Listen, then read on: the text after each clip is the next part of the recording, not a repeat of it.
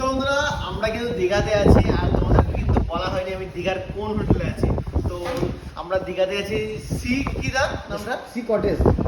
C কটেজে আছি, ঠিক আছে। আর এটা হচ্ছে তার একদম টপ ফ্লোরে বলতে পারো, টপ ফ্লোর বা 3 তলায় না আমরা কিছু। আর আমরা কোথায় আছি তোমাকে দেখাচ্ছি, ওই যে ওল্ড দীঘা, ঠিক আছে। এই তো ওল্ড দীঘা দেখে তোমরা বুঝতে পারবে, এই যে ওল্ড দীঘা। আর সামনে কিন্তু প্রচুর দোকান, ঠিক আছে, প্রচুর দোকানের ঠিক সামনেই ফার্স্ট হোটেলে আমরা কিন্তু আছি।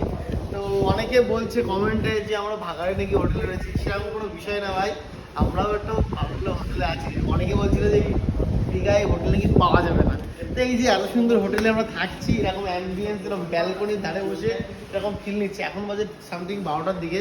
তো ভাবলাম খাওয়া দাওয়া তো এই সবে করলাম, ওই জন্য আমরা একটু ব্যালকনির ধারে এসে একটুখানি দীঘার একটু ভাইবটা নেওয়া যাক। এই সামনে বৃষ্টি হচ্ছে, ঝিরিঝিরি হবে, আর সে যা হাওয়া মারাত্মক মারাত্মক। আর কে কে আছে, ওই ভাই আছে এদিকে ব্লগ করছে, আর এদিকে আমাদের দাদা ক্যামেরা ধরে আছে।